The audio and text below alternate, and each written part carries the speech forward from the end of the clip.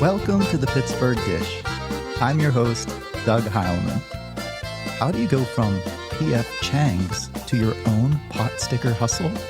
Chef Eric White tells us his journey. What's a reliable dining option when you forgot to make that reservation? Abby O'Connell shares one of her go-to spots. And looking for that perfect summer dessert that travels well? We'll give a call to my mom and talk about her oatmeal cake in our recipe of the week.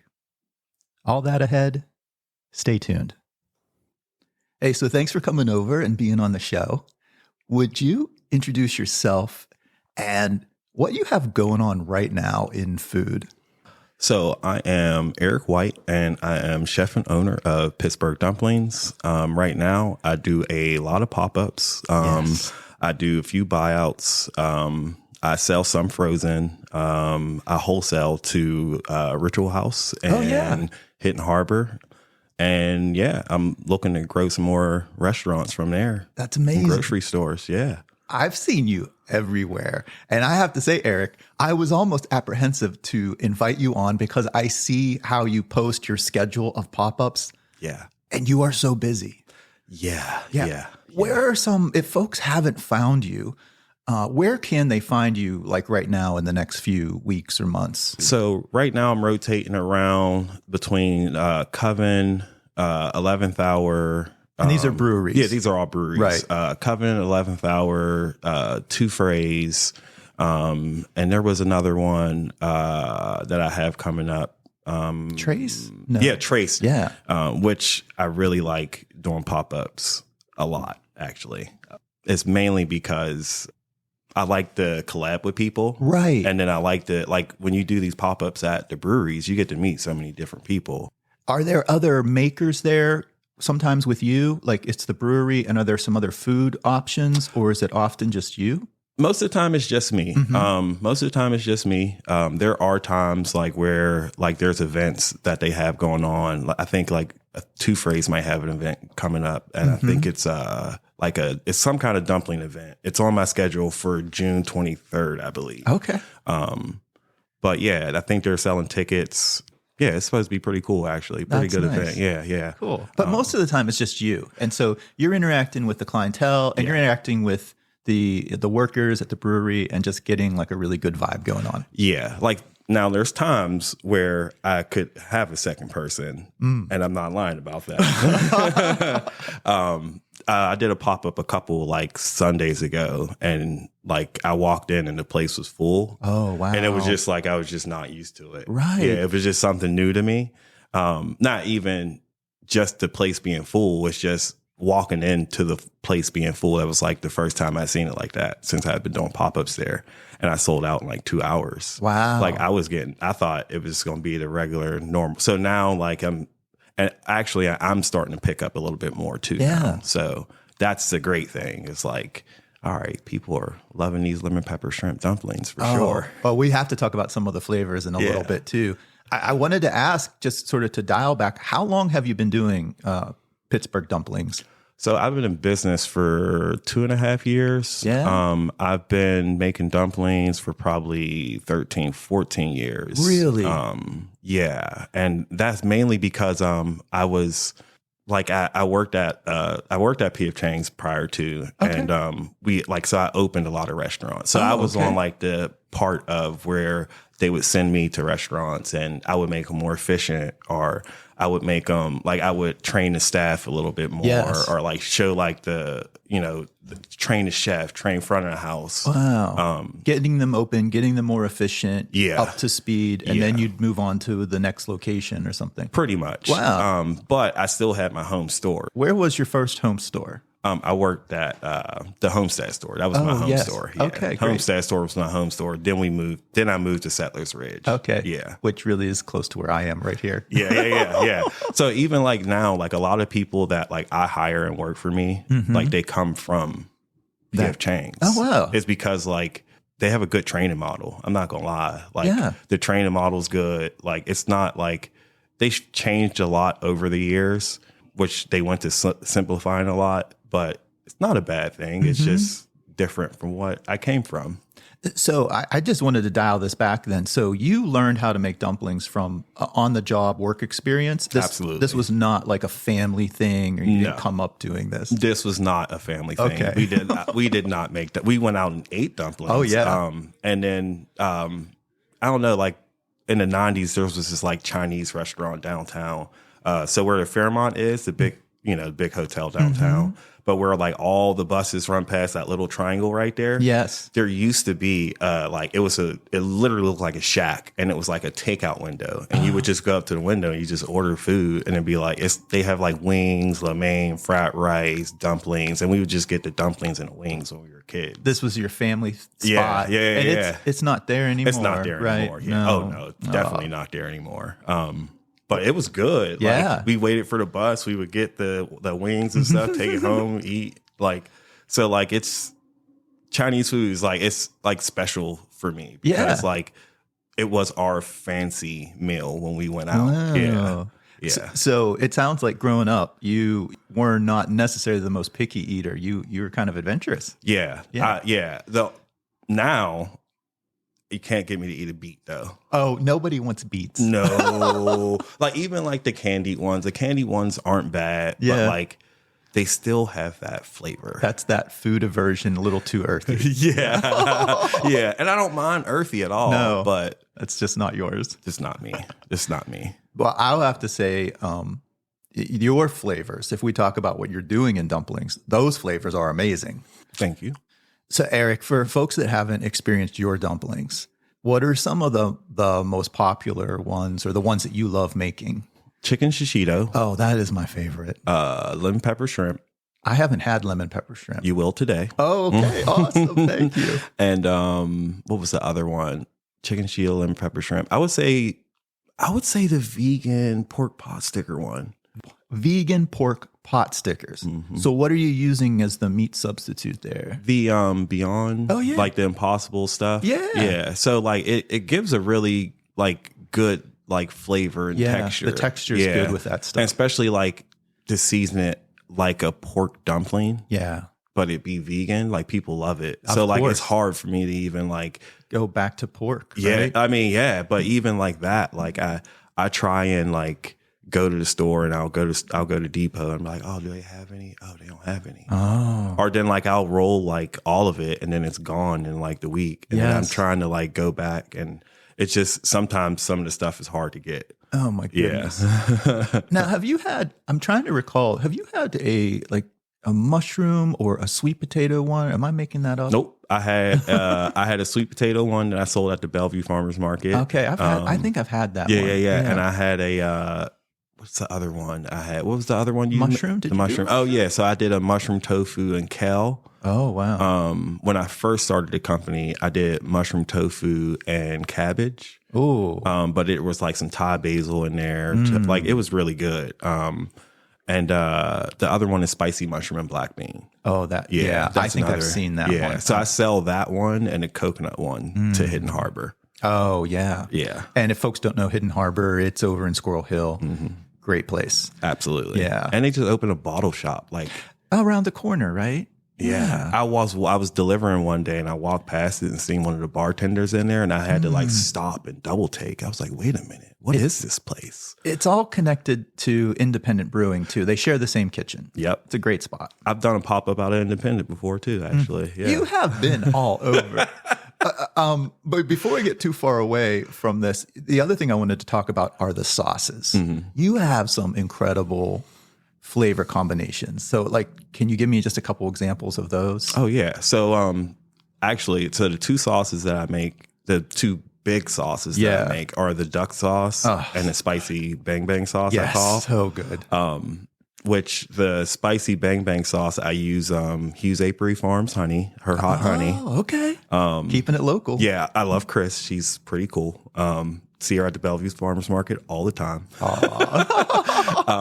When I found that, actually, funny story about that is when I found that she was the person that had the honey, I couldn't find her brand anywhere. Oh, okay. So then she's literally 2 tents down from me. I walk down, look at the honey. I'm like, this is it. Oh my gosh. This is it. The networking from just being out and about and selling you kind of find like the golden source, right? Yeah. So like ever since then, like, because before I was making my own. Oh yeah. And I'm like, I don't really.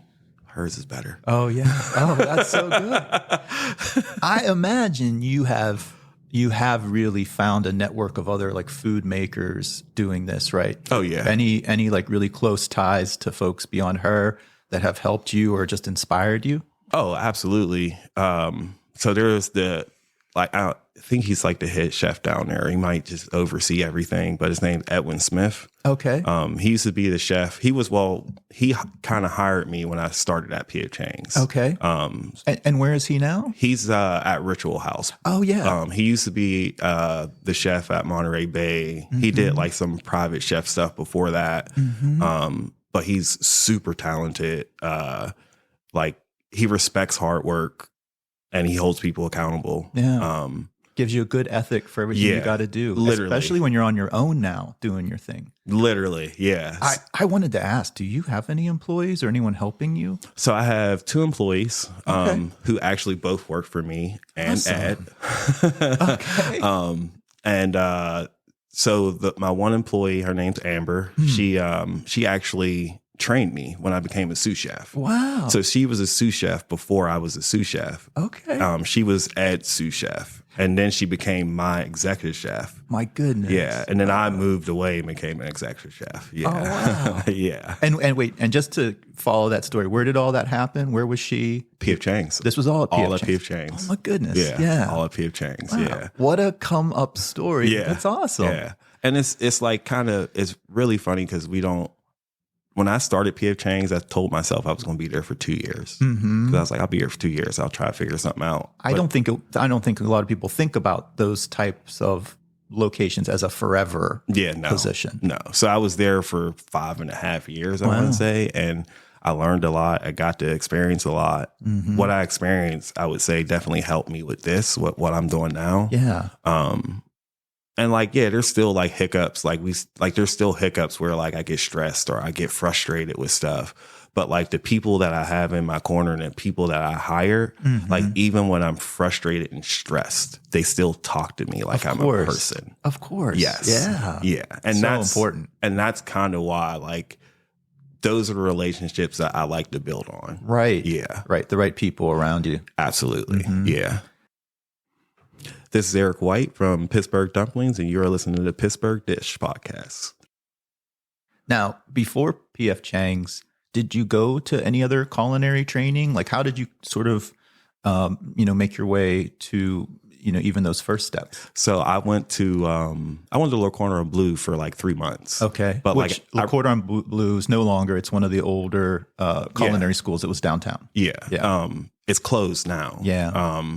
So like, I went for 3 months and ran out of money. I started working at like Advanced Auto Parts when I was there. Advanced Auto Parts. Yeah. Literally, I was working at Advanced Auto Parts in Crafton. And it was very expensive there. Right? Very expensive, at Le Cordon Bleu. And I had so the funny story about that is I like just missed like this thing where I could have stayed in school. But he was like, oh, like the guy, I remember the guy and everything. He's like, if you would have started a month sooner, we could have got you into this program and would have paid for the rest of your school. Oh, no. And I was like, oh, no. Why even tell me that? Yeah, it's like you should talk. But long story short, like fast forward, I ended up working at Giant Eagle. This is how I kind of met Paul Abbott. Oh, yeah. We had just had Paul a couple weeks ago. And so I started working at Giant Eagle. I was working at PF Chang's with a girl named Amanda, and she got the job at Giant Eagle. And she's like, dude, you need to go apply over there. So I went over there. And this is actually how I met Sarah Boyer. Okay. I was on a panel, like at the time they just did like these group interviews. So they put you in a room, cooking school they put you in, and they would just go around and they would talk to everybody and they would say, what do you want to do? What are you interested in? And I was like, at the time I said I wanted to work in produce. Okay. But I was coming from PF Chang's. Yes. Thank God for Sarah Boyer, because Sarah Boyer is like, no, put this guy in prepared foods. Uh-huh. So like I think if I didn't work prepared foods, I probably would have a different path of what I'm doing. Yeah. Yeah. Because at one point, going back even further, I worked at Chick-fil-A like I was probably like 16, 17 years old. And when I left Chick-fil-A, they wanted to make me a supervisor. Mm. And I told them, I said, I just don't see a career in food. Oh. Now look at me now. Yeah. Well, but I mean, who knows exactly what they want to do when they're that age too, right? So, and that's exactly what it was. It was like I see it now. Like now I'm like, oh man, I was really good. Yeah. But like now I'm like, okay, all right. I get it now. Yeah. Yeah. And all of this has happened in Pittsburgh. You grew up in Pittsburgh. I left like on and off like 3 years. Like I lived in Akron. I lived in Buffalo. That's where I was like working at PF Chang's. Oh, okay. So like I like left Missouri was another one. I was in Texas for a little bit. So yeah, I was like kind of like all over the place. But those like going to those places like for PF Chang's, like you get to learn things that you don't. Like the water in Texas, they told me to thaw out shrimp in Texas and the water was coming out warm. Oh. It was the cold water. Oh. They was like, oh yeah, that's cold water in Texas. I said, well, somebody else can do this today. Oh my goodness. I mean, what a learning experience. And I mean, a worldly learning experience too, right? Yeah. Right. Oh, I love it. I also wanted to ask like what your family thinks about this business. I mean, when you were talking about that being sort of a special meal for you and now you're making all these things, like what's the impression at home? So my mom actually loves it, actually. She's a big supporter in it. That's awesome. She actually is funny because when she helped me with a pop-up at Low Lev one time and she goes, like she didn't realize your family don't really know how your business is until they were actually there. In it, yeah. Yeah. So like she was there and she was like, oh, you're like really busy. Yes. She's like, I'm like, yeah, Mom, this is what I do. You thought I was just out here playing around? I know. This isn't for fun. My brother came to a pop-up. He came to a pop-up. It was, what was it? The Ironborn, one of my Ironborn pop-ups. He works at Bank of New York Mellon. And he came to one of the pop-ups and he was just like, he's like, man, you got all these people here? He's like, I didn't realize. He's like, you be doing this by yourself sometimes? Yes. I'm like, yeah. I've pretty much only ever seen you by yourself. When I've seen you out. So that's true, actually. Yeah. That's true. We first met. Did we first meet at KDKA? Yeah. Was that the first time? That was the first time. Yeah. Thanks for letting me creep in on I was done with the segment and you were coming in with Daisy Jade. Yeah. And I don't think I was done cleaning up, so I was just hanging out. No. But then I saw you again at Hometown Homegrown, the Good Taste Pittsburgh thing at Heinz. And you were rocking it there. Yeah, trying to, you know. Yeah. I think I've seen you down in the strip along the terminal building. Yep. Yeah. Yeah, I've been just about anywhere I can pop up. You are everywhere. 111 Juice Bar, I popped up over there before. Yeah. Just up Penn in Lawrenceville, right? No, that's the South Side one. I'm thinking of the wrong place. Yeah, that's the South Side one. Okay. Or the South Side one is the 111 Juice Bar. The one you're talking about, I think, is Pittsburgh Juice Company. Juice Company. Yeah. I'll edit this out. It's okay. I'm messing it up. It's okay. Oh my goodness. So, so you have this staff, you have the family support. You're doing all kinds of pop-ups. Tell me a little bit more about where you see this going. I mean, do you like where it is now? Do you want to? I usually ask folks later if they have goals, but I'm just sort of wondering for you right now because you have had so much popularity. Like you have a following. I think I do. I'm happy that. So I have a friend that tells me that all the time at Two Phrase. Her name's Liz, and she tells me that all the time. She's like, people come to see you now. Yes. I'm like, all right, cool. Yeah, they do. Where do you see it going? Honestly, I want to do more like wholesale, and I would like to partner with like more restaurants. Right now, like partner with more restaurants and getting my vegan stuff on the shelves is that's like the key thing for me. I want to get the meat stuff on the shelves, but in order to do that, I have to go through USDA inspection and do a little bit more stuff. Yeah. It's not as tough as you think, honestly. Okay. It's just you have to have like prior like paperwork stuff. So like if you're like, for instance, I have a grinder that's metal on metal. Anytime you have something like that's metal on metal and it's grinding like that, you have to have HACCP plans for it. Okay. Like even like the people that use like the sous vide things, they gotta have HACCP plans for them. Tell me that again. What's it called? It's like a hazardous analysis and critical points. Or something like that. Okay. Yeah. All right. So, I just didn't know the acronym. Yeah, hazard analysis and critical points. That's what it is. Got you. So you literally just look at, as you're cooking something, you're like, well, I got to put the meat on ice, or I have to put the mix on ice because it's going to be here for 3 hours. Yes. Or like just little stuff like that. So that's what the USDA wants to see. I see. Yeah.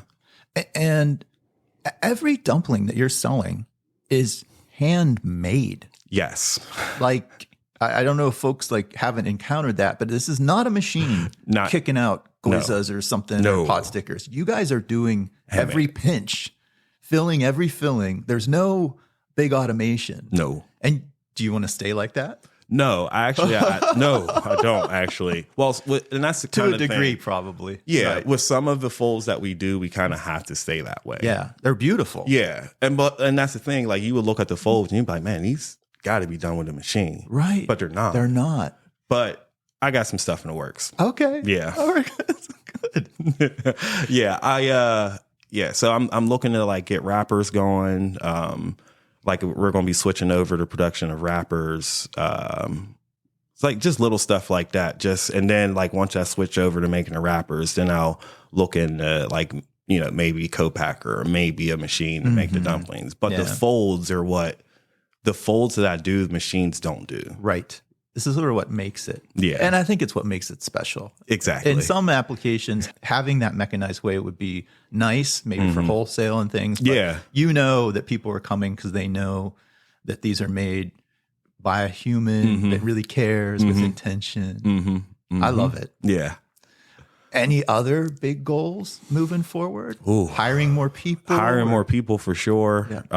Not a storefront or a brick and mortar kind of thing? I've been thinking about it actually lately. I've been like working with like the URA on some stuff. Oh, yeah. So I've been thinking about it, but I'm not like 100% sure what I should do or not, like yet. Right. So I think the partnerships you've done are smart, like with Ritual House, with Hidden Harbor. Yeah. It takes some of it off of you. Yeah. So, and that's kind of like with these like restaurants, like it helps because I have to back off of some of the pop-ups a little bit sometimes. So like lately I've done a lot of pop-ups, but I've been doing like 2 or 3 a week lately. Before I was going like 4, 5, 6. And here, I thought you were busy right now. But a lot of people don't realize that like I do wholesale stuff too. Yes. So like that's kind of what it is. It's like I still like I love like, going to places and selling dumplings and talking to people and getting reactions. But on the other side, like I started the business to be a wholesale side. Got you. Yeah. Oh, I love it. Yeah. I did want to tuck in like one more little question here, because this is its own operation. It's yours. It's totally busy and crazy. But in addition to this, you also work for some other places on the side. Yeah. I was surprised when I walked into Ironborn in the Strip. I just didn't expect to see you there. Yeah. So, So I've worked with Pete at Giant Eagle, and then I've worked with like Sarah hired me at Giant Eagle. So are you guys all connected through that? Through Giant Eagle. Wow. Yeah. And if anyone doesn't know Ironborn Pizza, there's 2 locations. The one that I know is in the Strip where you can sit down. Great Detroit style. And I think Pete is from my hometown up in Katanning. He is actually. Yeah, he is. I think he's a little younger than me. But yes. He is from Katanning. I'll have to talk. I've never met him, I think, face to face. He's a good guy. Yeah, he's a good guy. Talk. Yeah, good guy. Yeah. But I definitely like I always say if it wasn't for Sarah, I don't know if I would be in these shoes right now. Yeah. Great mentors and support. And folks. she like knows so much about baking. Her Vegas pie is really good. So the Nashville pie that when I was working at Ironborn, that was my pizza actually. Oh. It's not as spicy as it was when I was there. Okay. Because I like spice. Yes. And Pete does not like spice like that. So it's still a really good pizza. Yes. It's just not as spicy as it was. But you helped develop that one. Yes. Oh, I like this. Yeah. I like it. Yeah. Well, you're so busy. I want to thank you so much for coming over. Thank you for having me. I Was excited when you asked me. I was super excited. I mean, I'm a fan. If you can't tell, I'm so happy to talk with you, Eric. And for anyone that doesn't know you, would you plug your website or your handles on social so people can find you? Absolutely. So my website is PGH Dumplingz. It's spelled PGH Yes. .com. And the Instagram and the Facebook is PGH Dumplingz with a Z, DUMPLINGZ. Yes. You didn't know there'd be a spelling bee today. Didn't know there'd be a spelling bee today. But yeah, the PGH is the beginning and the Z at the end. Yes. They'll find you. Yes, absolutely. And you do such a good job. Actually, I'm a big Instagrammer and I find all of where you're going to be there. So you do a good job. Let me just tell you, I just got better with that. You got better. I just got better with that. Serious. I think it's the best way because you're always somewhere. Yeah. And if people want to find you. Yeah. Eric, before I let you go, the name of the show is The Pittsburgh Dish. Yes. I always like to ask, what has been the best dish you have eaten this week? So I just went to Dim Sum Parlor for the first time. Oh, okay. And where is Dim Sum Parlor? It's in Lawrenceville. That's right. On Butler Street on the corner. Yeah. And I had the jade dumplings. I had their shrimp dumplings, or argyle dumplings is what they call them, shrimp dumplings.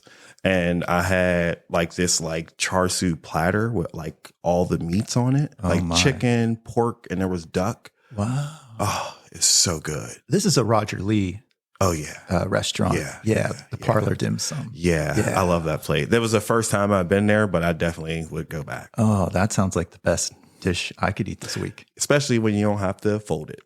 And you're kind of doing R&D. You're just like, what else are folks making out here? His stuff is so good. Though. Yeah. And that was like I said, that was the first time I had ever been there. But I had been to his other concepts. Yes. But yeah, that one was really good. Nice. Yeah. Best bite of the week. Oh yeah, that was the best one for sure. Eric White, thanks so much for being on the Pittsburgh Dish. Absolutely. Thank you for having me. Up next in our weekly recommend, where's a good dining location when you forgot to make that reservation? Abby O'Connell of Food is My Savior tells us her pick. Hey, Abby, how you doing? Good. How are you? Good. Hey, I know you're always posting all the time, but I was wondering, is there a spot that you and Z always go to that's just sort of when we didn't think about it, let's just go here? Yes, definitely. Nicky's Thai. We absolutely love. Definitely our go-to when we're in a pinch. So good. Yes. Do you have a favorite dish? I love the pad Thai, and it's a tie between that or pad CU. We always want to try something different, but those are what we stick to. And then crab rangoons generally as an appetizer. Of course. Yeah. I mean, anything Thai is good in my book as well. 100%. Do you guys remember your first time that you visited Nicky's Thai? Yes. So Dakota and I were only probably dating about 3 months, and I was going to Ireland for 4 months. Oh. So yeah, it was are we going to continue to do this or not? We made the decision that we were going to. And the night before, we actually got a hotel near the Hilton or something downtown. I think it was either before or the day of Valentine's Day. Oh. And we ended up getting Nicky's Thai. We split the pad CU and pad Thai. Oh. And we got a dessert from Eddie Merlot's that we now get religiously as well. So all of this is in the downtown block, yes. the downtown location. Yep. And now we do that probably, every 3 months we get at least one of those. So definitely hit home. They're so consistently good. And the downtown location has that nice outdoor seating. Yes. It's so nice. Do they still have their North Side location? They do. And they have one in North Hills too. So that's actually the closest one now that we've moved. All right. Yeah. So it's nice to have them really close. What's your spice level? I am a spice wimp. Oh, no. I might say if it's a 1 to 10, I would go with a 3. Okay. Which can still get me a little in trouble sometimes. Yeah, you got the sweat a little bit. Yeah, but I do love it. And actually, the day that Greg and I went downtown to get our marriage license, we went to Nicky's Thai as well. Oh, see, a celebratory love place. It is. Thanks for sharing. Yeah. You can follow Abby on Instagram at foodismysavior_PGH. So this week's recipe comes from my mom, and it is her oatmeal cake. It sounds really simple and easy for the summer. Let's give her a call and learn a little bit more about this delicious dessert. Hi, Doug. Hi, Mom. What are you doing? Well, I want to talk to you about the oatmeal cake. Oh, okay. All right. Okay.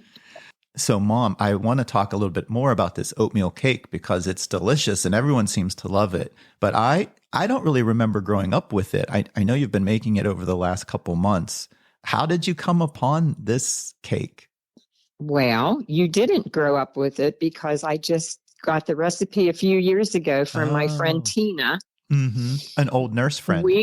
An old nurse friend, yes. Yeah, and it was delicious, and she had the recipe and gave it to me. Okay. And it's a perfect cake if you want to take it like to a picnic, or, you have to take it maybe to another occasion, another event, because it travels easily. The topping's perfect. It comes together pretty easily. You sent me over the recipe card, and if folks haven't seen it yet, it's called an oatmeal cake, and it has some pretty basic ingredients, like you say, oatmeal, flour, sugar, butter, all of that stuff. But I think what makes it travel well and what everyone really seems to like about it is you don't ice this cake. Can you talk a little bit about the topping? I sure can.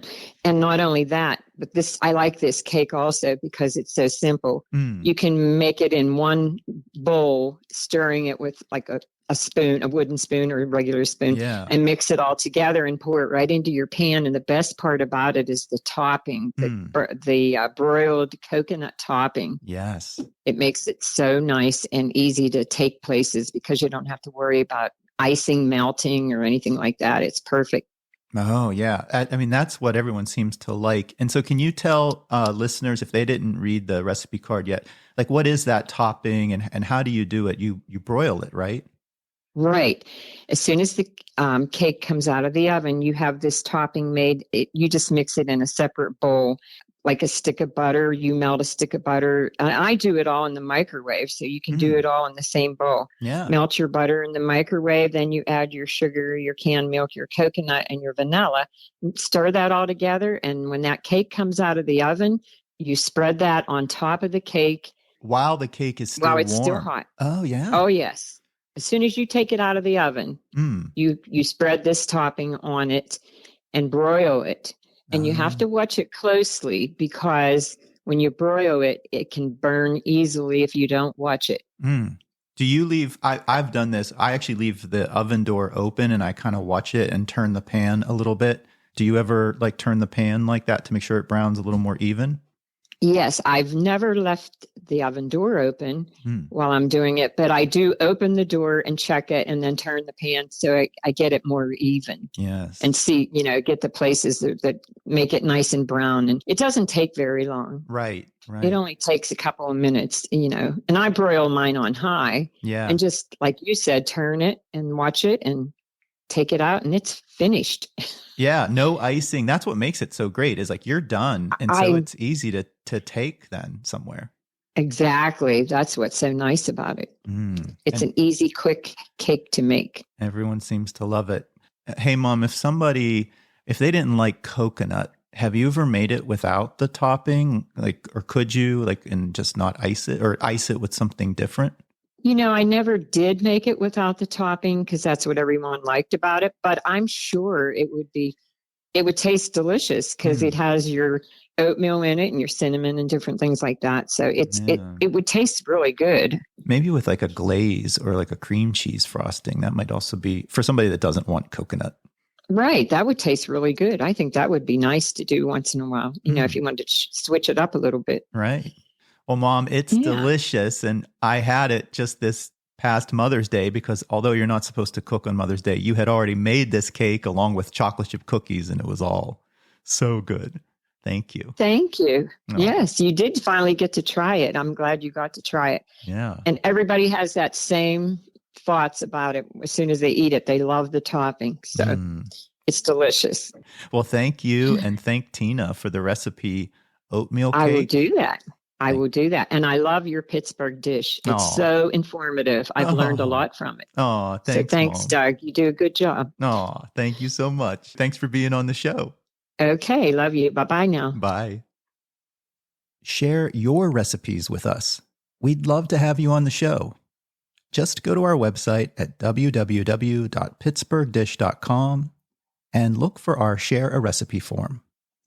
Bonus points if you've got a picture of the finished dish. That's our show for this week. We want to thank all of our guests and contributors, and to Kevin Selecki of Carnegie Accordion Company for providing the music to our show. We'll be back again next week with another fresh episode. Stay tuned.